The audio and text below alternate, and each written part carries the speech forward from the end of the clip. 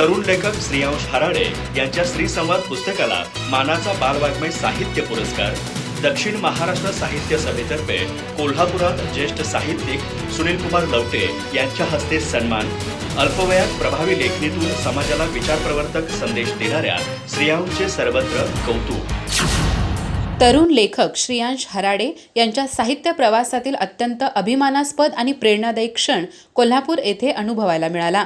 श्रेयांश लिखित श्री संवाद या पुस्तकाला दक्षिण महाराष्ट्र साहित्य सभा यांच्या वतीने प्रदान करण्यात येणारा मानाचा बाल वाङ्मय साहित्य पुरस्कार ज्येष्ठ साहित्यिक सुनील कुमार लवटे यांच्या हस्ते सन्मानपूर्वक प्रदान करण्यात आला।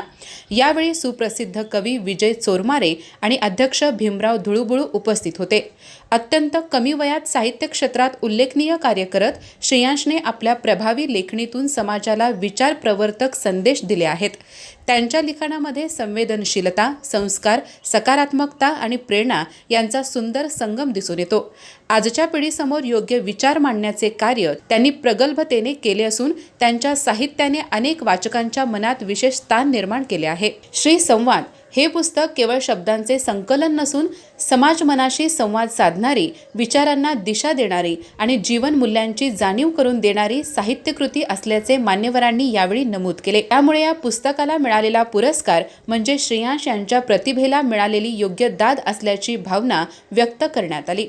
आजच्या आधुनिक युगात मोबाईल आणि सोशल मीडियाच्या प्रभावामुळे वाचन संस्कृती कमी होत असताना एवढ्या लहान वयात साहित्य निर्मिती करून समाजासमोर आदर्श निर्माण करणारा श्रेयांश खरोखरच कौतुकास पात्र ठरत आहे। त्यांच्या जिद्दीने, अभ्यासू वृत्तीने आणि साहित्यप्रेमाने अनेक तरुणांना प्रेरणा मिळत असल्याची भावना उपस्थितांनी व्यक्त केली। हा पुरस्कार त्यांच्या साहित्य प्रवासातील केवळ एक सन्मान नसून भविष्यातील उज्ज्वल आणि यशस्वी वाटचालीची प्रेरणादायी सुरुवात असल्याचे मानले जात आहे।